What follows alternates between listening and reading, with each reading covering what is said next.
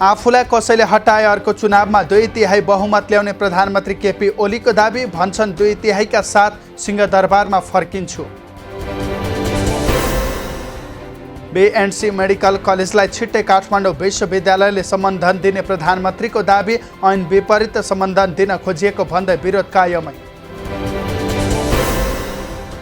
उपभोक्ताको साथ लिएर मात्र वनसँग सम्बन्धित नीतिहरू बनाइने प्रधानमन्त्रीको भनाई। वन र जीवजन्तुको सुरक्षाका निम्ति जनताको साथ आवश्यक।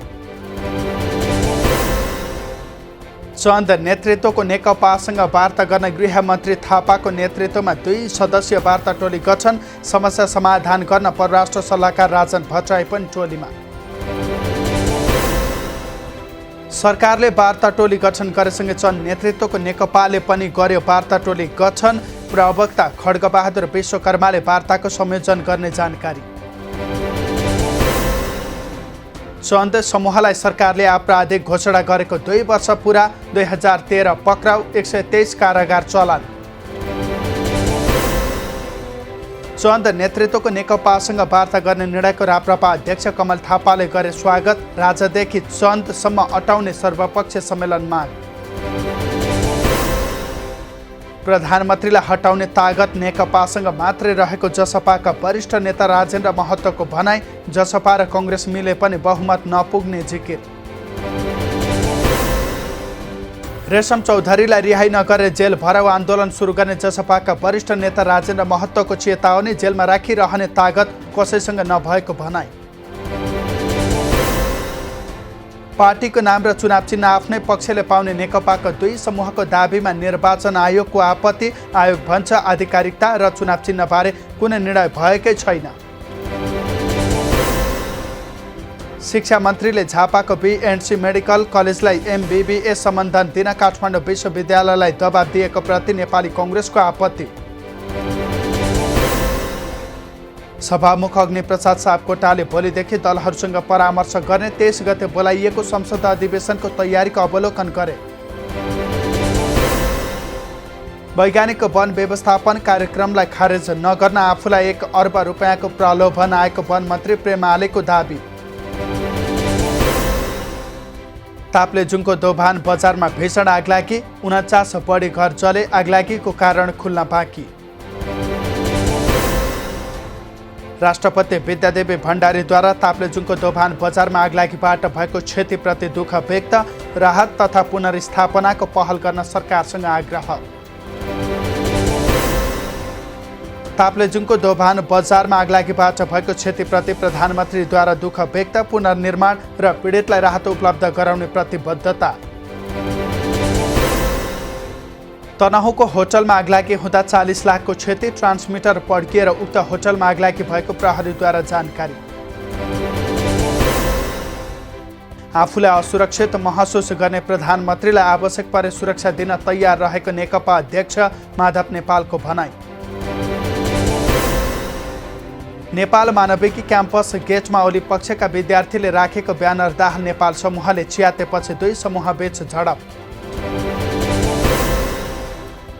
विगत 24 घण्टामा नेपालमा कोरोनाका 78 सङ्क्रमित थपिए। यो सँगै कुल सङ्क्रमितको सङ्ख्या 2,74,294 पुग्यो।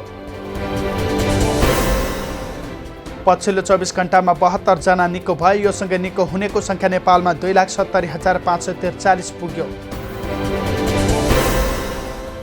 कोभिसिल्ड खोप लगाएपछि शरीरमा एन्टिबडी नबन्दासम्म कोरोनाको जोखिम कायमै।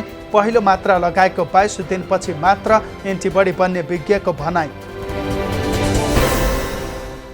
2078 सालको विद्यालय तहको शैक्षिक सत्र 10 महिनाको मात्र।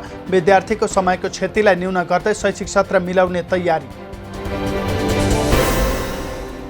बङ्गलादेशसँग किनिएको रासायनिक मल एक सातामा नेपाल आइपुग्ने। 50,000 मेट्रिक टन युरिया मल मध्ये 22,500 टन कोलकाता बन्दरगाह आइपुग्यो।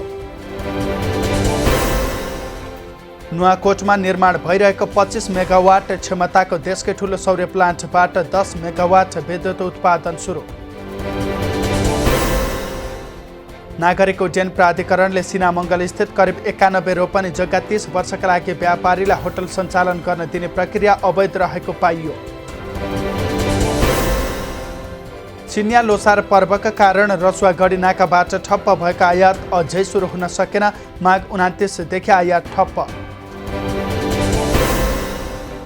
पेटमा क्यान्सर भएको आशंकामा उपचारका लागि भारत गएका पूर्व प्रधानमन्त्री डाक्टर बाबुराम भट्टराई आज स्वदेश फर्किए। क्यान्सर नभएको पुष्टि। राप्रपा महाधिवेशनमा केन्द्रित प्रतिनिधिको निर्वाचन वैशाख 10 गते। महोत्तरी सहोडौवाका 65 वर्ष मोसेफिर झा र उनकी 60 वर्ष श्रीमती गीता देवी रहस्यमय ढङ्गले 8 दिनदेखि बेपत्ता। बेपत्ताको अवस्था अज्ञात। परिवार चिन्तामा। सडक विस्तारको विरोध गर्दा पक्राउ परेका नागरिक आन्दोलनका अगुवा भेट्न गएका पत्रकार विकास श्रेष्ठ पक्राउ। अनुमति बिना अभियन्ताको फोटो खिचेको आरोप। मोरङको उर्लाबारीका 31 वर्ष प्रवीण वास्तोलाको हत्यामा संलग्न भएको आरोपमा थप एकजना पक्राउ। पक्राउ पर्नेमा 19 वर्ष सुदे परियार। हक्तियारको टोलीले पिछा गरेपछि 8 लाख रुपैयाँ फ्याँकेर भागे। धनुषाको बटेश्वर गाउँपालिकाका अध्यक्ष डम्बर बहादुर राउत। हुम्लाको एक बाल विकासका विद्यार्थीहरू भुइँमा बसेर अध्ययन गर्दै स्रोत अभावमा फर्निचरको व्यवस्था गर्न नसकिएको विद्यालयको भनाइ। गर्मीयाम सुरु भएसँगै कर्णाली प्रदेशको राजधानी वीरेन्द्रनगरमा खानेपानीको सङ्कट। मुहानमा पानीको स्रोत घटेपछि खानेपानीको अभाव सुरु। कर्णाली स्वास्थ्य विज्ञान प्रतिष्ठान जुम्लाको निमित्त उपकुलपतिमा डाक्टर मङ्गल रावल। बलात्कारपछि हत्या गरिएको बैतडीको भागरथी भट्टको परिवारलाई आर्थिक सहयोग। सुदूरपश्चिम समाज कोरियाद्वारा 2,83,500 उपलब्ध। वैदेशिक रोजगारी ठगी मुद्दाका फरार प्रतिवादी 9 वर्षपछि पक्राउ। पक्राउ पर्नेमा नवलपरासी देवचोलीका 48 वर्ष गुरुदत्त पौडेल। तराईमा बाल विवाह र दाइजोको विकृति रोक्न स्थानीय तहको सक्रियता। महोत्तरीको पिपरामा गाउँपालिकाको खर्चमा सामूहिक विवाहको आयोजना। नेपालमा सन् 2021 पछि पर्यटक आगमनमा सुधार। 2 महिनामा भित्रै 18,000 पर्यटक। वृद्धि दर न्यून। कञ्चनपुरको बेलौरीबाट लागु औषधसहित 3 जना भारतीय नागरिक पक्राउ। उनीहरूको साथबाट 42,461 रुपैयाँ पनि बरामद। कञ्चनपुरको शुक्लाफाटामा बस र मोटरसाइकल ठोकिँदा मोटरसाइकलमा सवार 2 जनाको मृत्यु। मृत्यु हुनेमा 24 वर्षीय दिनेश दमाई र 27 वर्षीय प्रकाश दमाई। काठमाडौँको तारकेश्वर नगरपालिका 7 लक्ष्मीटारमा सुक्खा पहिरो। पर्खाल मर्मत गर्ने क्रममा पहिरो जाँदा यातायात अवरुद्ध। कञ्चनपुरको शुक्लाफाटा राष्ट्रिय निकुञ्जका केही चितुवाहरू बेलडाँडी दैजी सडक खण्ड आसपासमा ओहोर दोहोर गर्दा नागरिक त्रसित। सावधानी अपनाउन निकुञ्जको अनुरोध। जनकपुरमा साहित्य महोत्सव बुधबारदेखि सुरु हुने। महोत्सवमा साहित्यकार, संस्कृतिविज्ञ, व्यापारी र राजनीतिज्ञहरूको समेत सहभागिता रहने। बाँकेको कोहलपुरमा सवारी दुर्घटनामा 1 जनाको मृत्यु। मृत्यु हुनेमा वीरेन्द्र शाही। पूर्वी नवलपरासीको दुमकौलीमा 2वटा ट्रक जुत्दा 2 चालकको मृत्यु। मृत्यु हुनेमा 51 वर्ष खिमबहादुर विक र 35 वर्ष राजकुमार नेउपाने। नेत्रविक्रम चन्द समूहका महोत्तरी सर्लाही इन्चार्ज कमल बहादुर सुस्लिङ पक्राउ। महोत्तरीमा बसेर सर्लाहीमा चन्दा आतंक मचाएको आरोप। आवश्यक प्रचार र पूर्वाधारको कमीका कारण प्रदेश 1 का कैयौं सम्भावना भएका पर्यटकीय एवं धार्मिक स्थल छायामा सरकार योजना बनाउँदै।